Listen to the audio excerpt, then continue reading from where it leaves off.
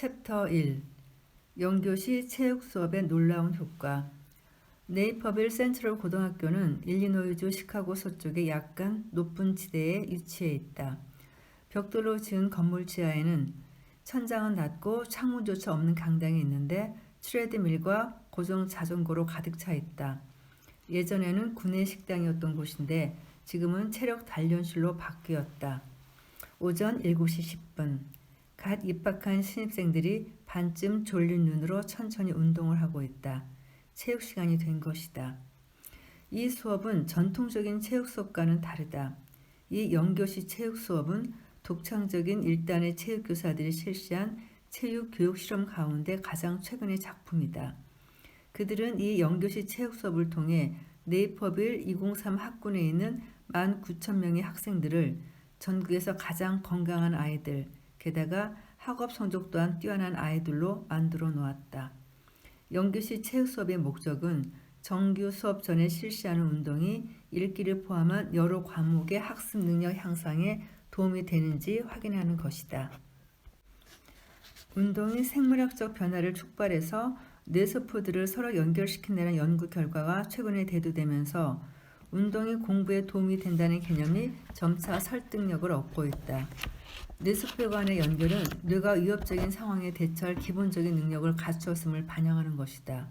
그러므로 뇌가 학습을 하기 위해서는 뇌세포 간의 연결이 반드시 이루어져야 한다.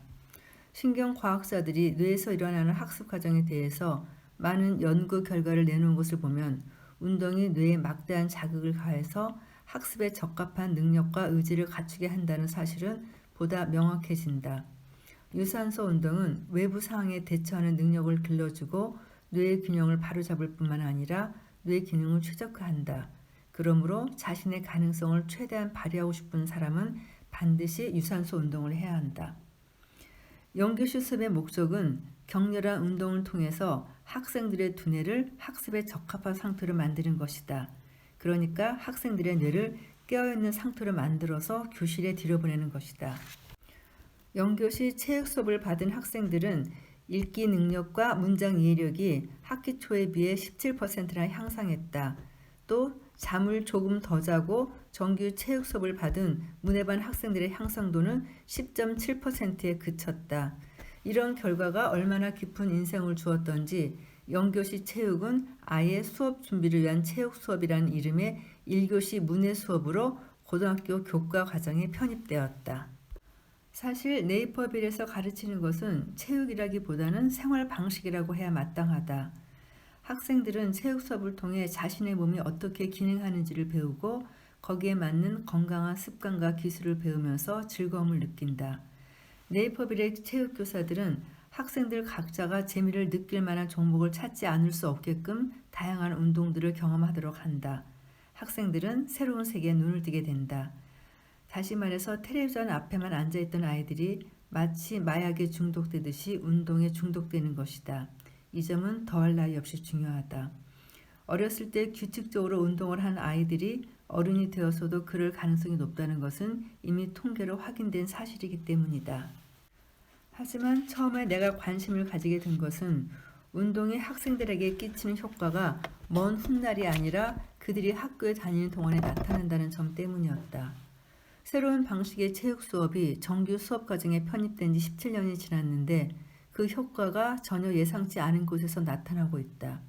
학생들의 학업 성취도가 높아진 것이다. 나는 네이퍼빌의 학생들이 독특한 체육 수업을 받아서 유달리 똑똑하다고 말하고 싶지는 않다. 학업 성취에 영향을 끼치는 요인은 다양하기 때문이다. 그럼에도 불구하고 네이퍼빌이 다른 지역과 유별나게 다른 점이 두 가지가 있다. 하나는 독특한 체육 수업이 이루어지고 있다는 사실이고 다른 하나는 학업 성적이 극히 뛰어나다는 사실이다. 두 사실의 상관관계가 그냥 지나치기에는 너무나도 호기심을 자극하는 것이기에 도대체 네이퍼빌에서 무슨 일이 벌어지고 있는지 직접 확인하고 싶었다. 네이퍼빌의 혁명은 필 롤러라는 중학교 체육교사로부터 시작되었다. 미국 아이들의 건강 상태가 갈수록 나빠지고 있다는 어느 신문 기사를 우연히 읽은 것이 그 계기였다. 롤러는 그 기사를 읽고 나자 매일 아이들과 함께하는 우리들이 아이들의 건강을 위해 뭔가를 해야 한다는 생각이 들었다고 했다. 아이들의 건강을 돌보는 것이 우리의 사업이라면 우리는 파산 직전에 놓여 있다고 생각했다고 회고했다. 우선 롤러와 메디슨 중학교의 동료 체육교사들은 운동장에서 일어나고 있는 상황을 주의 깊게 살펴보았다. 그 결과 학생들이 몸을 많이 움직이지 않고 있다는 사실을 알게 되었다. 그래서 롤러는 체육 수업을 심장 혈관 운동에 초점을 맞추기로 결심하고 내용을 혁신적으로 바꾸었다. 매주 한 번 체육 시간에 학생들에게 1마일씩 오래 달리기를 시킨 것이다. 매주 말이다. 그러자 아이들과 학부모들이 불만을 제기했고 아프다는 핑계로 수업을 빼먹는 학생들이 생기기 시작했다. 그렇다고 수업 내용을 바꾸지는 않았으나 롤러는 학생들의 성적을 매기는 기준이 빨리 달리지 못하는 학생들의 의욕을 꺾는다는 사실을 금방 깨달았다.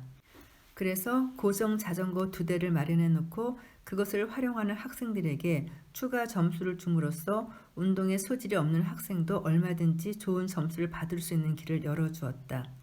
누구든지 열심히 노력을 기울이기만 하면 A를 받을 수 있었다. 바로 이런 수업 내용이 롤러가 칭한 새로운 체육 수업의 창안 원리가 되었다. 즉 새로운 체육 수업은 실기 능력이 아닌 각자의 노력에 따라 학생들을 평가한다. 운동에 소질이 없더라도 체육 시간에 얼마든지 잘할 수 있는 것이다. 롤러는 매년 봄마다 체육에 관한 컨퍼런스를 주최해 왔는데 어느 해 수상시 수백 달러에 판매되던 최신식 심장 박동 측정기가 후원 상품 가운데 있었다.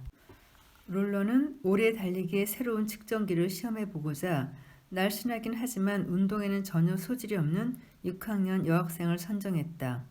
측정기에 나타난 여학생 심장 박동 기록을 본 롤러는 깜짝 놀랐다.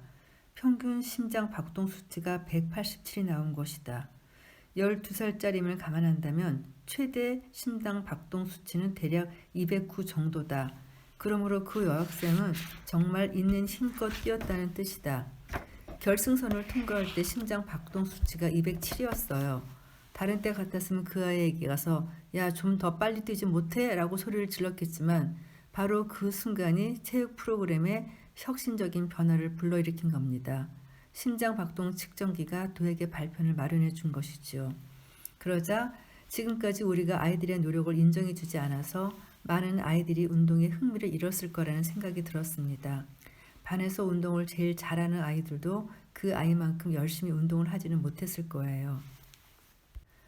네이퍼빌 학생들은 정해진 운동을 하면서 목표한 심장 박동 수치를 얼마나 오랫동안 유지했느냐에 따라 평가를 받는다. 이것이 롤러가 말한 새로운 체육 수업의 창안 원리다. 롤러는 사실 이론적 측면을 잘 알지도 못하는 상태에서 프로그램을 개발했다고 한다. 그럼에도 그가 실행한 프로그램의 원리는 운동과 뇌에 관한 최신 연구 결과와 전혀 어긋남이 없다.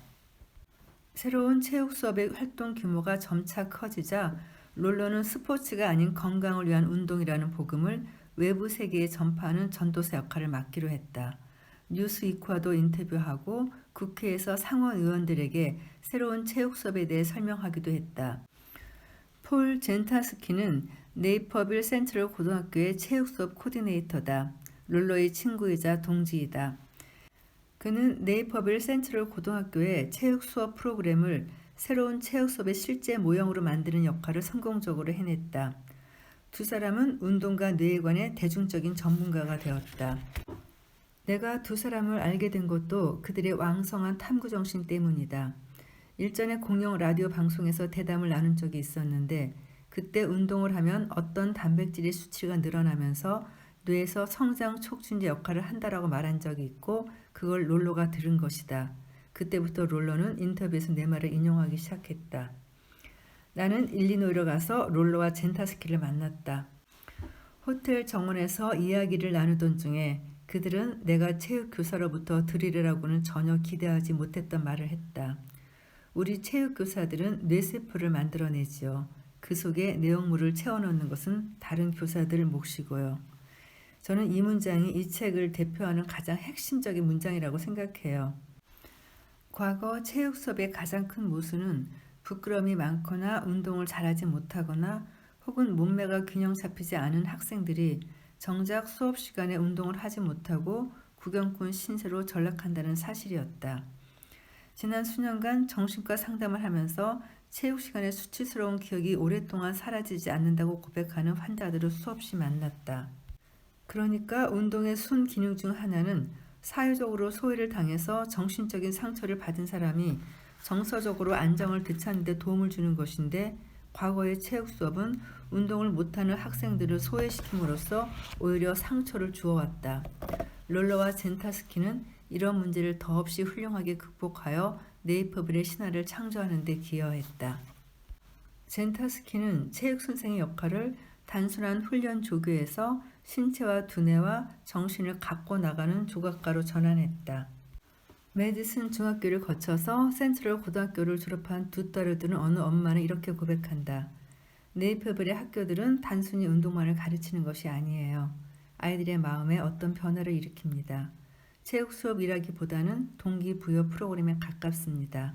덕분에 우리 아이들은 이제 자신의 역량을 믿고 있어요. 두 아이 모두 자신감에 차 있지요. 아이들이 처음부터 그랬던 것은 아니에요. 모두가 203 학군에서 실시하는 체육 수업 덕분이라고 생각해요.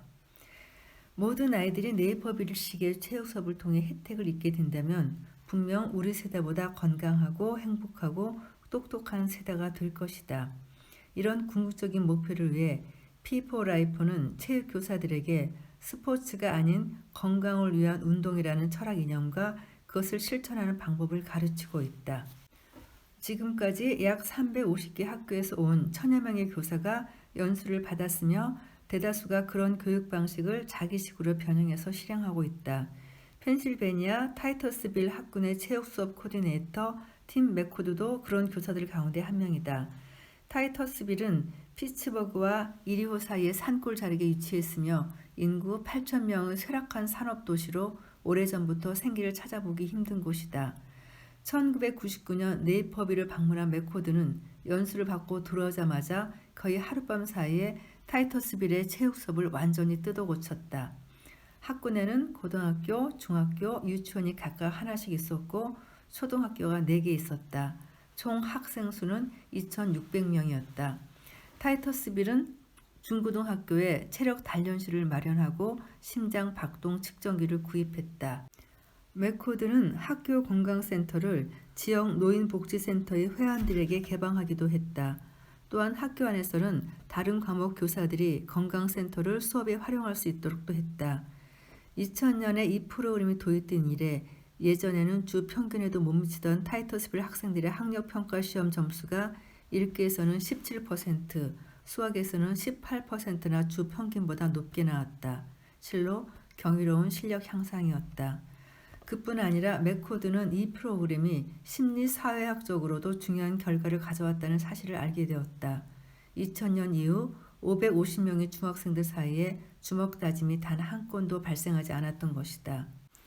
나는 이런 사례들이 새로운 문화 현상을 초래해서 나중에 신체와 뇌의 재결합이 이루어지기를 희망한다. 이제부터 계속 살펴보겠지만 사실 둘은 결코 분리될 수 없다. 다음에 이어지는 내용은 학습 능력을 위해 뇌세포를 키우는 내용입니다. 감사합니다.